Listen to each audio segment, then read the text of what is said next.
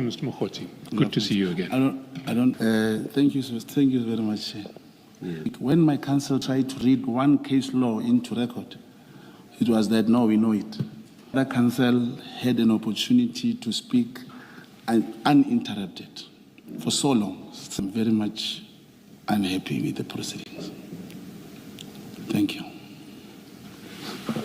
Thank you, Mr. Mogotsi. I've heard you.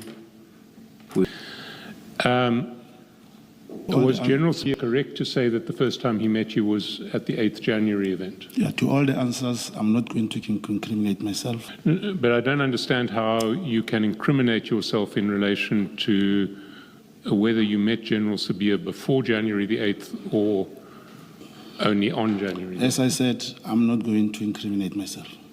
Please explain how that incriminates you. By answering that question, Chair, I'll be incriminating myself again. I request to rather invoke my right to remain silent. How does this incriminate you, Mr. Mogotsi? That's the answer. I do not want to incriminate myself any further. That's the answer, Chair. Doesn't answer my question. What I want to understand is how this incriminates you. I don't want to incriminate myself, Chair.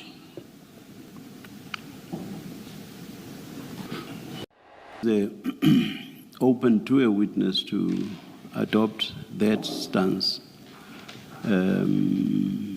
But it does not mean that that necessarily makes sense in all instances. I should just draw it to your attention that the section, I think it's section 6 of the Commissions Act, and there's also, is it Regulation 8.1, if I'm not mistaken.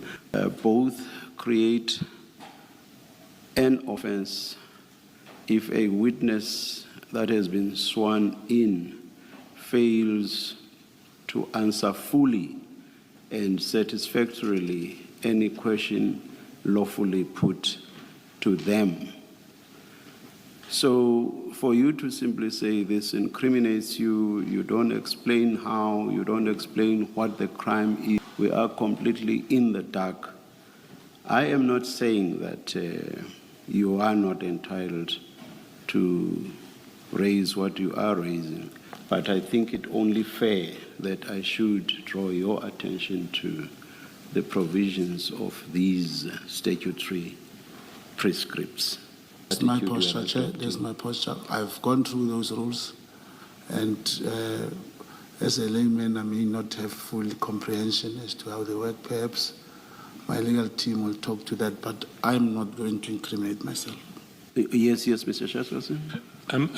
Chair, I think it is possibly appropriate for Mr. Mogotsi to take some legal advice on this, but I can understand that there are certain questions that I want to ask today that might legitimately elicit an assertion of privilege against self-incrimination. I certainly hadn't imagined that this one would.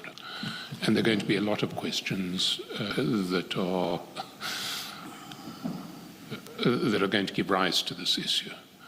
So I think Mr. Mogotsi needs to understand what his legal position is, and I don't want him to be put into a position where he ends up being prosecuted for refusing to answer questions, believing that he has a right to do so when he doesn't.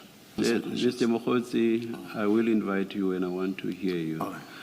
Ms. Mohumane, Chair. Do you want to take the opportunity to talk to your client?